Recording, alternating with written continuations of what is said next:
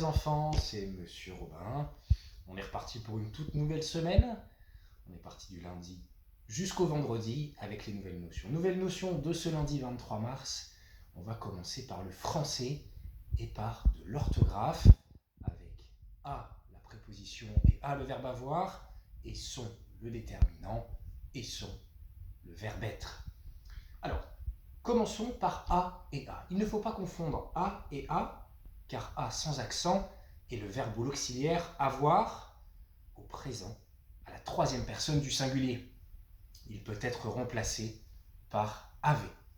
Petit exemple, il a un chat. On peut dire il avait un chat. C'est donc que c'est le verbe avoir. Et enfin, A avec un accent est une préposition. On ne peut pas le remplacer par avait. Exemple, en bas ici, il s'est fait mal à force de faire le clown. Il s'est fait mal avait force de faire le clown ne se dit pas. C'est donc bien a avec un accent et donc la préposition. J'espère que a et a, c'est bien compris. Passons à son et son. Donc il ne faut pas confondre son et son. Son, S-O-N-T, est le verbe ou l'auxiliaire être, présent à la troisième personne du pluriel. Il peut être remplacé par était. C'est, petit exemple, ses parents sont là. On peut dire ses parents étaient là. Donc il s'agit bien du verbe être. Et enfin, son SON est un déterminant possessif.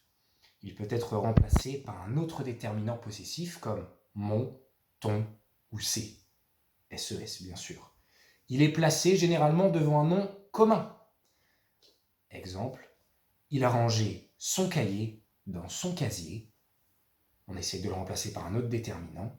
Il a rangé mon cahier dans mon casier. La phrase a du sens. C'est donc SON et non SONT. Petite astuce, pour savoir si c'est SONT ou SON, vous remplacez par été si ça se dit. Si la phrase a du sens, ça sera forcément SONT.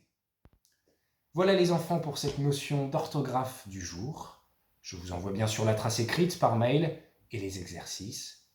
Je vous souhaite à tous une très bonne journée, aux enfants, mais aussi aux parents. Bien à vous, Monsieur Robin.